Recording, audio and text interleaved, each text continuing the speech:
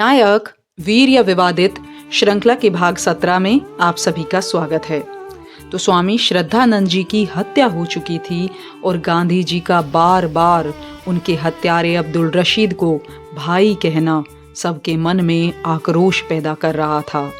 सावरकर ने अपने एक लेख में गांधी जी के इस दोहरे रवैये पर ऐतराज जताया।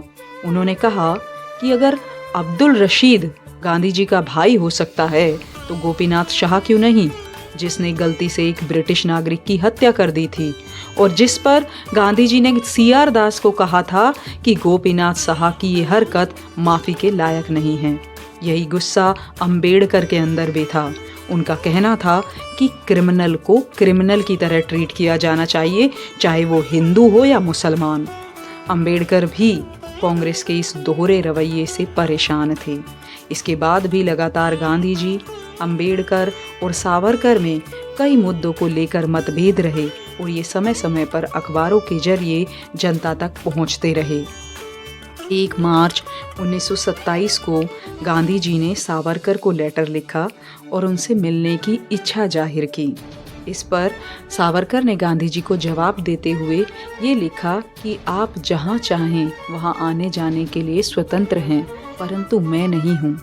संयोगवश उन्हीं दिनों सावरकर को काफ़ी बुखार भी हो गया और इसीलिए गांधी जी सावरकर को मिलने रत्नागिरी उनके घर गए। वहाँ पर सावरकर ने गांधी जी से पूछा कि क्या जो भटक गए हैं उन्हें अपने धर्म में वापस आने का अधिकार नहीं है। इस पर गांधी जी ने कहा कि मेरा मानना ये है कि किसी को भी अपना धर्म नहीं छोड़ना चाहिए, चाहे वो हिंदू हो या मुसलमान हो। हमें अपनी इच्छा से अपने धर्म के साथ जीना और मरना चाहिए। किसी भी धर्म की सबसे बड़ी उपलब्धि होती है लोगों के जीवन को संवारना, या यूँ कहिए to raise the quality of life. और यही चीज़ हिंदू समाज अपने पिछड़े वर्ग के लोगों को नहीं दे पा रहा था। एक क्रिश्चियन जो कि पहले हिंदू थे, वो कहते हैं कि हिंदू समाज हमें फिलोसॉफी के अलावा कुछ नहीं दे पाएगा। क्रिश्चियनिटी ने हमें इज्जत दी है, अपनापन दिया है, जो हमें हिंदू धर्म में कभी नहीं मिला। इसीलिए सावरकर यही समझाते थे कि जो हमारे पिछड़े वर्ग के लोग हैं वो अगर लौट कर आना चाहते हैं, उन्हें आपसे कुछ नहीं चाहिए, वो बस आपसे सम्मान और अपनापन चाहते हैं। उन्हें सम्मान दीजिए, उन्हें अपनापन दीजिए, तभी तो हम एकजुट हो पाएंगे। और इस बात को लोगों तक पहुंचाने के लिए, उन्हें समझाने के लिए विनायक ने जिस चरित्र को चुना, वो चरित्र केवल एक राजा नहीं था, वो एक सोच थी जिसने हम सभी को बताया देश कोई जागीर नहीं है बल्कि एक सम्मान है, एक पहचान है। और वो थे शिवाजी महाराज। शिवाजी महाराज मुस्लिम विरोधी नहीं थे, वो बस उस सोच के विरोधी थे जो इस देश की अनेकता में सिर्फ एक ही धर्म को ढूंढती थी। उन्होंने भी कई हिंदू जो पहले मुस्लिम बन गए थे उनकी घर वापसी कराई थी। और ये उन्होंने इसलिए नहीं कराया क्योंकि वो मुस्लिम विरोधी थे, ये उन्होंने इसलिए कराया क्योंकि ये धर्मांतरण डर की वजह से हुआ था, ना कि समर्पण और प्यार की वजह से या अपनी इच्छा की वजह से। सावरकर का कहना था कि हमारे हरिजन भाई बहन धर्म को छोड़ना चाहते हैं, इसलिए नहीं कि उन्हें दूसरे धर्म में कुछ बेहतर दिखता है, बल्कि इसलिए कि हम उन्हें अपना नहीं पा रहे हैं। इसीलिए अगर हमें एक समाज का निर्माण करना है, एकजुट होना है, तो हमें उनको अपनाना होगा और इन संकीर्ण विचारों को छोड़ना होगा।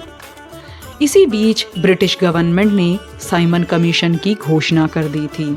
हालांकि गवर्नमेंट ऑफ इंडिया एक्ट 1919 के तहत ये कमीशन 10 साल बाद आना था, लेकिन इसे 2 साल पहले ही भेज दिया गया। इसका मेन कारण था 1929 में होने वाले ब्रिटेन के जनरल इलेक्शंस। भारत अब ब्रिटेन की पॉलिटिक्स में बड़ा मुद्दा बन चुका था। सरकार ये दिखाना चाहती थी कि वो भारत को लेकर कितनी एक्टिव है। जैसा कि हम सब जानते हैं, साइमन कमीशन का विरोध इसलिए हुआ क्योंकि इस कमीशन में कोई भी भारतीय नहीं था। इसी बीच कांग्रेस ने भी ये दावा किया कि इंडियंस भी अपना संविधान अपने आप बना सकते हैं और इसका एक ड्राफ्ट बनाने की जिम्मेदारी दी गई मोतीलाल नेहरू जी को। उन्होंने एक ड्राफ्ट बनाया जिसमें बाईकैमरल लेजिस्लेशन इन सेंटर यानी केंद्र में 2 सदनों की बात कही और किसी भी तरह का रिजर्वेशन या सेपरेट इलेक्टोरेट पूरी तरीके से खारिज कर दिया गया। केवल उन प्रोविंसेस में जहां पर मुस्लिम माइनॉरिटी में होंगे रिजर्वेशन दिया जाएगा और जहां पर मुस्लिम बहुल संख्या में होंगे वहां पर नॉन मुस्लिम्स को रिजर्वेशन दिया जाएगा। यानी केंद्र में या फिर नेशनल लेवल पर रिजर्वेशन नहीं दिया जाएगा। और जैसा कि स्वाभाविक था, ये बात मुस्लिम लीग को पसंद नहीं आई और जिन्ना ने अपनी पार्टी की तरफ से डिमांड रखी। उन्होंने डिमांड की कि हमें सेंट्रल लेजिस्लेचर में 1/3 रिजर्वेशन चाहिए।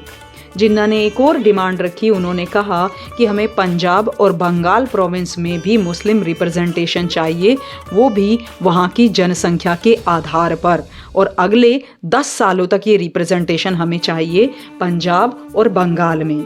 और साथ ही साथ उन्होंने एक डिमांड रखी कि जो रेसिड्यूरी पावर्स हैं वो प्रोविंस के साथ होने चाहिए, ना कि सेंटर के पास होने चाहिए। नेहरू कमेटी की रिपोर्ट को मुस्लिम लीग ने पूरी तरीके से नकार दिया था।